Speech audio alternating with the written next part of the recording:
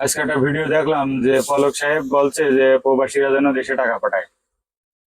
শুধু ইন্ডাস্ট্রিয়াল এরিয়ায়, ব্যাংকে, মানে সিলেক্টিভ এরিয়ায় ইন্টারনেট ছেড়েছে। প্রপার সারা বাংলাদেশে ইন্টারনেট ছাড়িনি। আমরা দেশে ভালোভাবে কথা বলতে পারছি না, আমরা কিভাবে দেশে টাকা পাঠাবো? আর আমাদের যে অশান্তিতে রেখেছে, আমাদের দেশের সাধারণ শিক্ষার্থীদের যেভাবে গুলি করে মেরেছে, অসংখ্য ছাত্রছাত্রী মারা গেছে। আর বড় দুঃখের বিষয় আছে, সেনাবাহিনী, বিজিবি, এরা তো মনে করেন ওপেন গুলি করেছে, আমরা যা ভিডিও দেখতে পেরেছি।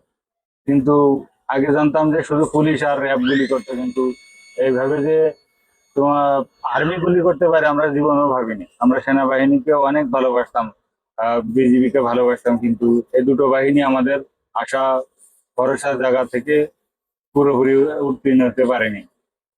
এরা স্বার্থের কারণে আমাদের দেশের জনগণের সাথে বেইমানি করেছে, শুধু স্বার্থের কারণে। অনেক ভালোবাসতাম সেনাবাহিনীকে, কিন্তু আজ থেকে সেনাবাহিনীর প্রতি আর কোনো ভালোবাসা আমাদের নেই।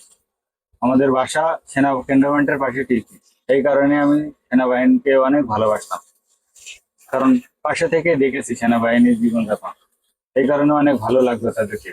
কিন্তু সেই ভালোবাসাটা আর সেনাবাহিনীর লোকজন পাবে না, কারণ তারা ওপেনে আমাদের দেশের জনগণের উপরে গুলি চালায় আছে, সরকারের চামচামি করেছে।